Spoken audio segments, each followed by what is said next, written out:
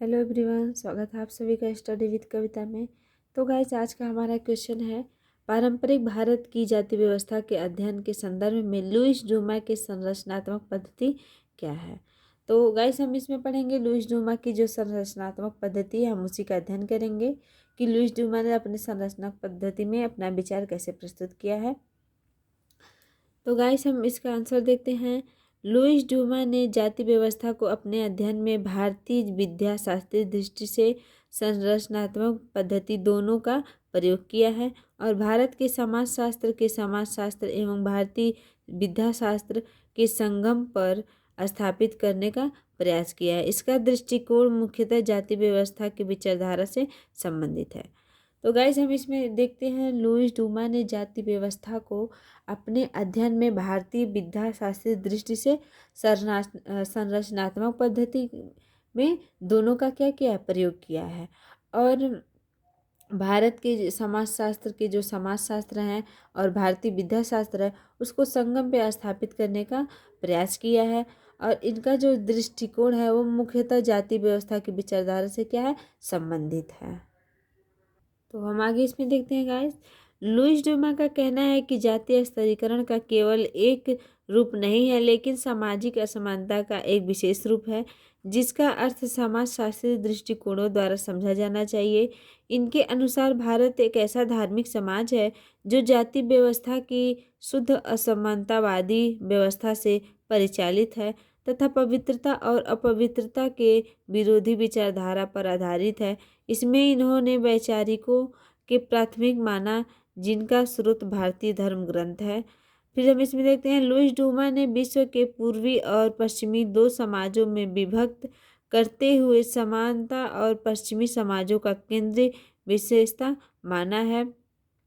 तो अब हम देखते हैं कि जो लुईस ड्यूमा है उनका कहना है कि जो जातीय स्तरीकरण तो केवल एक रूप नहीं है, अर्थात जातीय स्थिरीकरण का केवल एक रूप नहीं है, लेकिन सामाजिक असमानता इसमें क्या एक विशेष रूप है, जिसका अर्थ समाजशास्त्रीय दृष्टिकोणों द्वारा समझा जाना चाहिए। और इनके अनुसार अर्थात लुईस ड्यूमा के अनुसार जो है, भारत एक ऐसा धार्मिक समाज है जो जाति व्यवस्था की शुद्ध और असमानतावादी व्यवस्था को क्या करता है, परिचालित करता है तथा पवित्रता और अपवित्रता के विरोधी विचारधारा पर क्या है, आधारित है। इनमें इन्होंने क्या है, वैचारिकों के प्राथमिक माना और जिनका स्रोत क्या है, भारतीय धर्म ग्रंथ है। तो लुईस ड्यूमा ने विश्व के पूर्वी और पश्चिमी जो समाज है उनको दो भागों में विभक्त कर दिया है और उनको विभक्त करते हुए कहते हैं कि समानता के पश्चिमी समाजों का केंद्रीय विशेष माना जाता है और असमानता पूर्वी समाज मुख्यतः भारतीय समाज के मुख्य क्या है, विशेषता के रूप में स्वीकार किए हैं। तब हम इसमें आगे देखते हैं, और समानता के पूर्वी समाज मुख्यतः भारतीय समाज के मुख्य विशेषता के रूप में स्वीकार किया है। यह दोनों ही सापेक्षिक सामाजिक स्थिति है। इन्होंने अपने जाति विश्लेषण में पवित्रता एवं अपवित्रता के संदर्भ में दो प्रकार की अपवित्रता की चर्चा की है।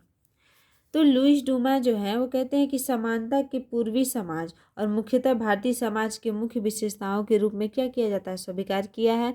और ये दोनों ही सापेक्षिक सामाजिक स्थिति है, अर्थात जो समानता के जो पश्चिमी समाजों का जो केंद्रीय विशेषता माने हैं वो समानता के पूर्वी समाज की मुख्यतः भारतीय समाज के क्या करते हैं, विशेषता को स्वीकार करते हैं और कहते हैं ये दोनों ही क्या है, सामाजिक स्थिति है।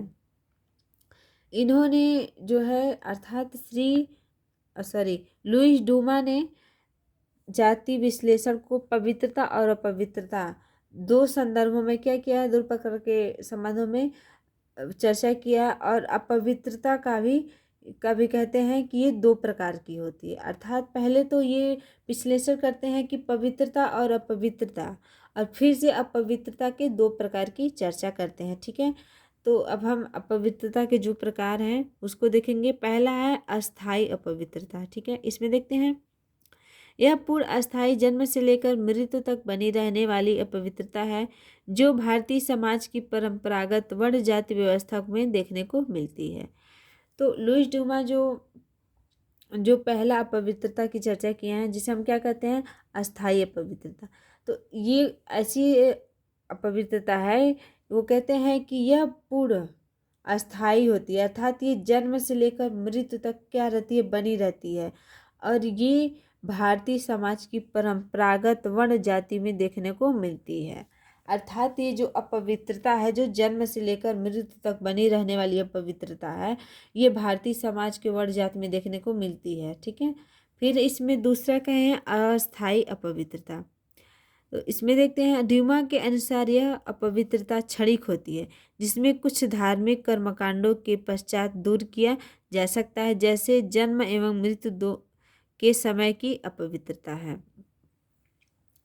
तो अस्थायी अपवित्रता में हम देखते हैं कि ड्यूमा कहते हैं कि ये अपवित्रता जो है ये क्षणिक रहती है, अर्थात अगर कोई व्यक्ति है वो अपवित्र है, तो अब धर्म करके, धर्मों द्वारा कर्म करके और अपने अपवित्रता को क्या कर सकता है, दूर कर सकता है। तो यही बात इसमें कहते हैं कि ये क्षणिक होता है और धार्मिक कर्मकांडों के माध्यम से इसको दूर किया जा सकता है, जैसे जन्म एवं मृत्यु के समय की अपवित्रता। और पहले अपवित्रता, अस्थायी अपवित्रता में हम क्या देखते हैं कि ये जन्म से लेकर मृत्यु तक बनी रहने वाली क्या है, अपवित्रता है, अस्थायी वाली। और ये अस्थायी अपवित्रता जो क्या है, क्षणिक है, ये अपने कर्मों के अनुसार उसे हम क्या कर सकते हैं, दूर कर सकते हैं। ठीक है, तो नेक्स्ट हम इसमें देखेंगे, लुईस ड्यूमा ने इस पवित्र एवं अपवित्र के वैचारिकी के आधार बनाकर हिंदू विवाह, शारीरिक संपर्क एवं खान पान से जुड़े प्रतिबंधों एवं नियमों की व्याख्या की है, जो समाज की संरचनाओं को प्रभावित करते हैं, जैसे अपने ही उपजाति में विवाह करने वाली या गोल बरी विवाह के नियमों का पालन करने वाली जातियां उनका उल्लंघन करने वालों की अपेक्षा पवित्र एवं श्रेष्ठ मानी जाती हैं। तो इसमें हम क्या देखते हैं, लुईस ड्यूमा कहते हैं कि इस पवित्र और अपवित्र के जो वैचारिक हैं, उनको आधार बनाकर हिंदू विवाह और उनके शारीरिक संपर्क, उनके खान पान से जुड़ी प्रतिबंधों के नियमों की क्या करते हैं, व्याख्या करते हैं। वो कहते हैं कि जो समाज की संरचना को प्रभावित करते हैं। ठीक है, अर्थात वो उन वैचारिक अपवित्र वैचारिकों का आधार बनाकर हिंदू विवाह और उनके खान पान संबंधों की व्याख्या किए हैं, जो संरचना को क्या करते हैं, प्रभावित करते हैं, अर्थात समाज की संरचना को प्रभावित करते हैं। जैसे मान लीजिए कोई उपजाति है, उस और उनके विवाह करने वाली कोई, मतलब वही विवाह के नियम हैं, तो उनका जो पालन करती वाली जातियां हैं, वो उल्लंघन करने वाली जातियों की अपेक्षा क्या होती हैं, पवित्र होती हैं और श्रेष्ठ मानी जाती हैं, जो पालन करती हैं। और जो पालन नहीं करती हैं, उनका उल्लंघन करती हैं, वो क्या श्रेष्ठ नहीं मानी जाती हैं। ठीक है, तो इसमें हम नेक्स्ट देखेंगे आगे, लुईस ड्यूमा ने जाति के रेखीय व्यवस्था के रूप में देखा है, जिसमें आरोहण क्रम जुड़ा है, जो हिंदू समाज के जाति या उपजाति में असमानता का घोतक है। यह असमानता ऐसी मौलिक विशेषता है जिसमें पवित्रता एवं अपवित्रता का विचार इतना प्रभावी एवं विस्तृत है, जिसके बाहर कुछ भी नहीं दिखता है। उन्होंने भारतीय गांवों में प्रचलित जजमानी व्यवस्था को भी पवित्रता एवं अपवित्रता एवं असमानता से संबंध में समझने का प्रयास किया है। उनके अनुसार जाति व्यवस्था एक विशिष्ट श्रम विभाजन की प्रणाली है, जिसमें विभिन्न जाति समूह अपनी विशिष्ट व्यावसायिकता के आधार पर पेशा का चुनाव किए हुए हैं। ठीक है, तो अब हम देखते हैं इसमें लुईस ड्यूमा कहते हैं कि जातियों के रेखीय व्यवस्था के रूप में वो क्या कहते हैं कि हमने देखा है जिसमें आरोहण क्रम जुड़ा हुआ है, जो हिंदू समाज के जातियों उपजातियों में क्या असमानता का घोतक है। और यह असमानता एक ऐसी मौलिक विशेषता है जिसमें पवित्रता एवं अपवित्रता का विचार इतना प्रभावी और विस्तृत है, जिसे बाहर कुछ दिखाई ही नहीं देता। अर्थात लुईस ड्यूमा कहते हैं कि हिंदू समाज में जातियों में इतना मतभेद है कि जिसमें क्या है, समानता और असमानता, अर्थात पवित्रता और अपवित्रता इतना प्रभावी है, इतना विस्तृत है कि उसके आगे कुछ दिखाई नहीं देता है। उन्होंने भारतीय गांवों में प्रचलित जजमानी व्यवस्था को क्या किया है, इसमें पवित्रता और अपवित्रता अर्थात समानता और असमानता के संबंध से समझाने का प्रयास किया है। तो उनके अनुसार जो जाति व्यवस्था है वो विशिष्ट श्रम विभाजन की एक क्या है, प्रणाली है।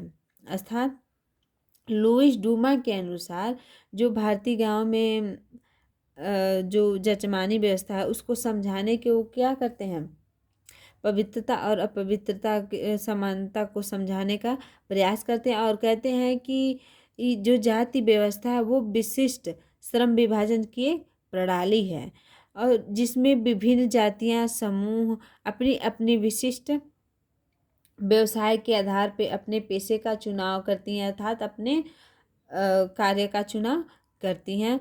तो हम इसमें आगे देखेंगे। अब तो गाइस इसमें आगे देखते हैं, भारत में श्रम विभाजन का यह परंपरागत रूप निजी लाभ के उद्देश्य पर केंद्रित एवं बाजार की शक्तियों द्वारा नियंत्रित आधुनिक औद्योगिक श्रम विभाजन से भिन्न है। जजमानी व्यवस्था प्रत्येक विशेषीकृत सेवाओं के लिए विशेषज्ञों के परिवार पर आधारित श्रम विभाजन की वह प्रणाली है जो पीढ़ीगत पारिवारिक संबंधों पर आधारित है। इस प्रकार उन्होंने जजमानी व्यवस्था के एक धार्मिक संस्था के रूप में वर्णित किया है कि यह भूस्वामियों एवं भूहीनों के बीच राजनैतिक आर्थिक प्रभुत्व का आधार रही है।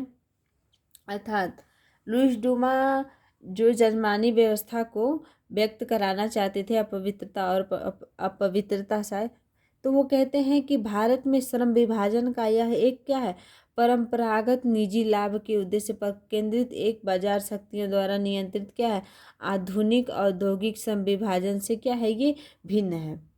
अर्थात इसका कोई भी मतलब बाजार के द्वारा कोई भी शक्तियों द्वारा नियंत्रण नहीं है और ना ही ये किसी श्रम विभाजन से मतलब और ये श्रम विभाजन से क्या है, बिल्कुल भिन्न है।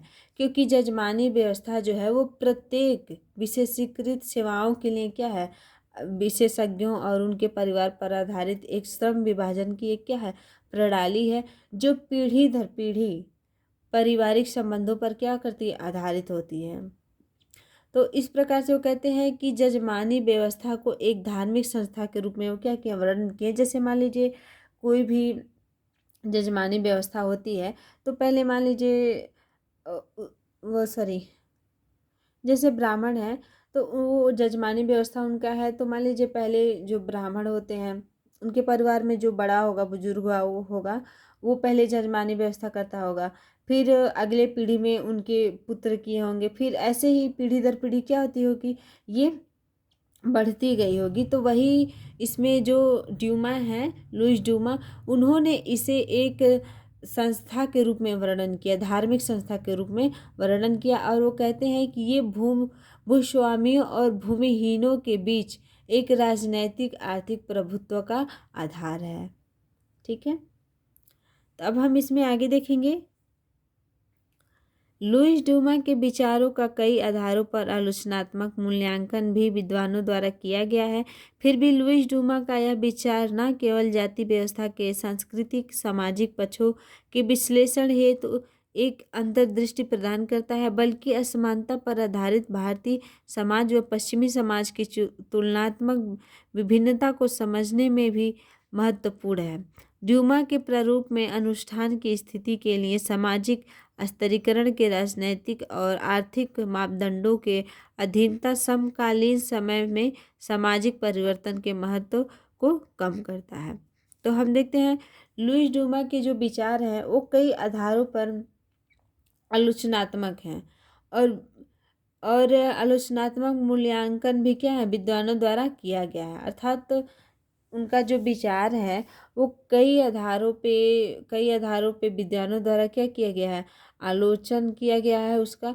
फिर भी लुईस डूमा का यह विचार न केवल जाति व्यवस्था और सांस्कृतिक समाजों के पक्ष में विश्लेषण के लिए है, एक अंतर्राष्ट्रीय क्या करता है, ये अंतर्राष्ट्रीय दृष्टि प्रदान करता है, बल्कि असमानता और असमानता भारतीय समाज और पश्चिमी समाज की क्या करता है, तुलनात्मक भिन्नता को समझने में भी क्या है, ये महत्वपूर्ण है। जो लुईस डूमा का विचार है, आलोचना है, वो क्या है, भारतीय समाज और पश्चिमी भारत समाज की तुलना के विभिन्नता को समझने का क्या है महत्वपूर्ण है।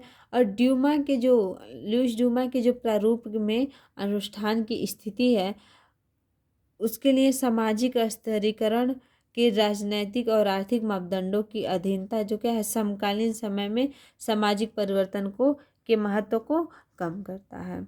तो गाइस, अगर आपको ये वीडियो पसंद आया हो, क्वेश्चन समझ आया है, तो वीडियो को लाइक कीजिए, चैनल को सब्सक्राइब कीजिए और कमेंट में अपनी राय ज़रूर दीजिए। मिलते हैं नेक्स्ट वीडियो के साथ। बाय।